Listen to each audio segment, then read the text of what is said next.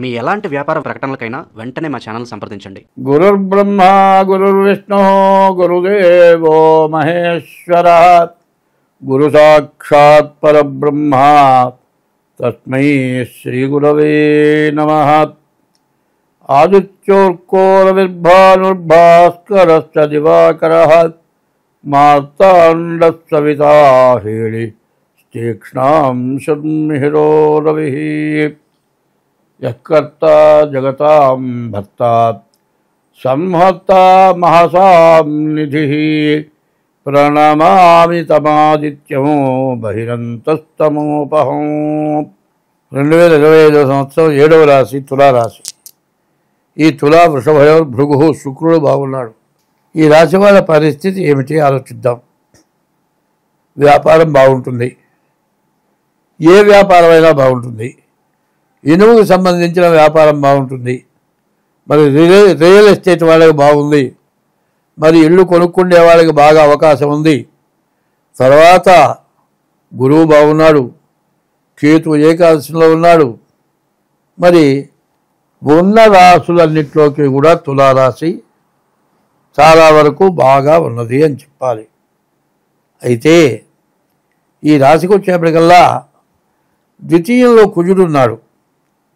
మరి ఎట్లా ఉంటుందంటే తాగే నీళ్ళల్లో ఒక కాకి రెట్టేసిందండి. కళ్ళతో చూసాం.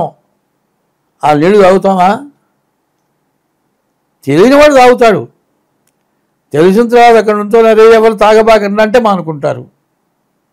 కాకి రెట్టలాగా అన్ని బాగున్న నీళ్లలో కాకి రెట్ట ఎట్లా వేసిందో ఈ తులారాశిని పాడు చేయటానికి కుజుడు ద్వితీయంలో స్వక్షేత్రంలో పూర్తిగా వెళ్ళని భ్రష్టు పట్టిస్తాడు.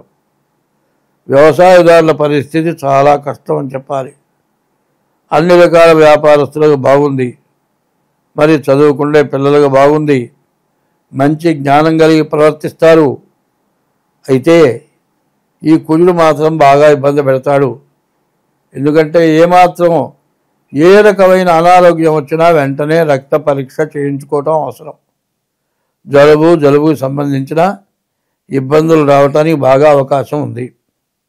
మరి ఈ జలుబు కానీ అనారోగ్యాలు కానీ లేకపోతే యాక్సిడెంట్లు అవటానికి కానీ ఏమన్నా విరగటానికి కానీ చాలా దగ్గర సమస్యలు కనబడుతూ ఉన్నాయి.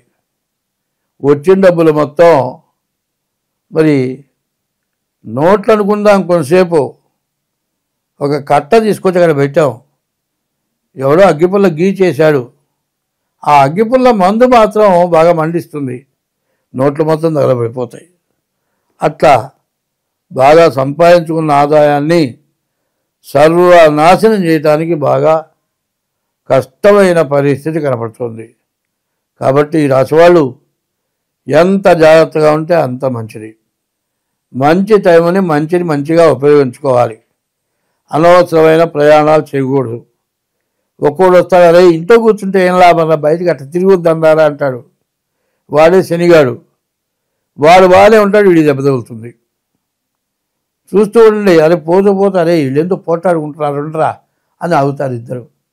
ఒకళ్ళని చూసి వాళ్ళు అట్లా నిలబడతారు. ఇద్దరు తిట్టుకుంటూ ఉంటారు. అసలు విషయం ఎంతో తెలుసుకుందా అని వింటారు. పోట్లాడుతూనే వాడు కసిక్కిన కత్తి పెట్టి పొడుస్తాడు.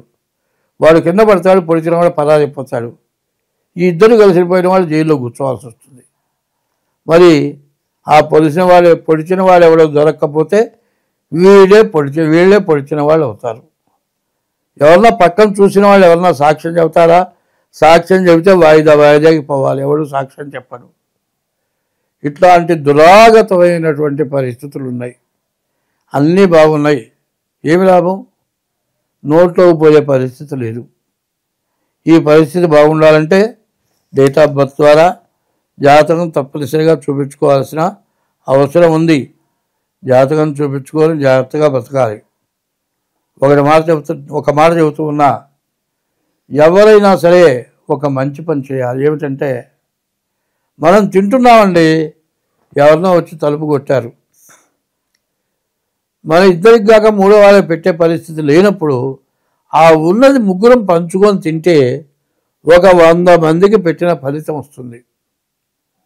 కొంతమంది ఏం చేస్తారంటే ఎవరన్నా రాగానే ముందు తలుపు గడియ తీరు, తినేది లోపల పెట్టి తలుపు తీస్తారు. వాడు వచ్చి కూర్చుంటాడు. వాడు ఎక్కడి నుంచో వచ్చాడు, పరాయి ఊరి నుంచి. వాడు ఇక్కడ తిండి తింటేనే కానీ జరగదు. వాడు పోడు, వీడు తిండు, వాడికి పెట్టడు. తెలుసు వాడు పరాయి ఊరి నుంచి వచ్చాడు, నువ్వు తప్పితే ఎవరు దిక్కులేరు, వాడికి అన్నం పెట్టవు. చూసి వాడు వెళ్ళిపోయిందాకా నువ్వు తినవు. ఇట్లాంటి పనులు ఎంత పాపమో తెలియదు. ఎప్పుడు కూడా గృహస్థన్నవాడు తను తింటూ వాడికి పెట్టాలి. ఆ రోజులు పోయినాయి. తను తినటం, తను జాగ్రత్త చేసుకోవటం, ఇదే అలవాటు తప్పితే రెండోది లేదు. ఆఖరికి నోట్లు మారిపోయినాయి అంటే బ్లాకు డబ్బులు మొత్తం మరి చెత్త కుండీలో పారేశారు. లేని వాళ్ళకి డబ్బులు ఇచ్చినా పంచుకుంటారు. ఈ విధంగా దాచిపెట్టడం, ప్రభుత్వానికి పట్టుబడకుండా చెత్త కుండీల్లో దాచిపెట్టడం, ఇటువంటి పరిస్థితులు ఎందుకు వస్తున్నాయి? మనం తింటూ వాళ్ళు పెడితే చాలు, మన జీవితాలు సక్రమంగా గడిస్తే చాలు, పక్కవాళ్ళు బాగుంటే మనం బాగుంటాం అనేటువంటి మనస్తత్వాలు లేకుండా పోయినాయి. ఈ స్వార్థం ఎట్లా పెరుగుతుందో దేశం అట్లా భ్రష్టత్వం పెడుతోంది. మరి అణుబాంబు యుద్ధం అంటారు. ఒక్క అణుబాంబు పెడితే మొత్తం సర్వనాశనమే. ఇట్లాంటి దుర్గతులు పడుతున్నాయి. మరి రెండవ ప్రపంచ యుద్ధంలో ఇంత యుద్ధం చేసి ఆయన చేతులు బయట పెట్టిపోయినట్టు, ఏమీ లేదు నా చేతుల్లో ఏమీ లేవు, అన్నీ వదిలిపెట్టిపోతున్నాను చూపించాడట. ఎందుకంటే ప్రపంచాన్ని నాశనం చేసిన వాడు తప్పు చేశానని సచ్చేటప్పుడు తెలుసుకొని చేతులు బయట పెట్టమన్నట్ట. ఇవాళ అట్లాంటి పరిస్థితులు పెరుగుతూ ఉన్నాయి. కాబట్టి ఇదంతా కూడా జాతకం చెప్పటం కాదు, సోది చెబుతున్నా అనుకోద్దు, మీరు మంచి చెబుతున్నా. ఈ మంచి ఎవరి దైవాన్ని వాళ్ళు పూజించండి, ఎవరి మతంలో వాళ్ళు ఉండండి, పక్క మతాన్ని ద్వేషించబాకండి, నీ మతంలోకి రమ్మని కోరబాకండి. అయితే హిందూ మతం అనేది అనాది మతం. ఈ అనాది మతం అనేది నిరూపణకి మరి హిందూ దేవాలయాలు, హిందూ విగ్రహాలు ప్రపంచ దేశాల్లో ఎన్ని చోట్ల కనపడుతున్నాయి. మరి ఇది అనాది మతం అని నమ్మాలా అక్కర్లేదా? ఒకప్పుడు రామాయణం మరి భాగవతం తప్పన్నారు. రాముడు పుట్టిన జన్మ స్థలం, రాముడి వంశీకులు, కృష్ణ జన్మస్థలం, కృష్ణుడు పరిపాలించినటువంటి రాజ్యం సముద్రంలో కలిసిపోయింది కనబడుతుంది. ఈ పాపం ఎక్కువగా మరి యాదవ కులం ఒక ముసలంతో భ్రష్టు పట్టిపోయి దేశం మొత్తం నాశనమైపోయింది. ఇప్పటికైనా మన జ్ఞానం వస్తుందా? కనీసం 24 గంటల్లో 1 గంట నీ ఇష్టదైవాన్ని స్మరించాలి. కనీసం వారంలో ఒకరోజు. అసలు ఒక ముఖ్యమైన విషయం, ప్రతిరోజు కూడా 1 గంట దేవుణ్ణి ప్రార్థించండి. మీరు బాగుంటారు, అందరూ బాగుంటారు. స్వస్తి.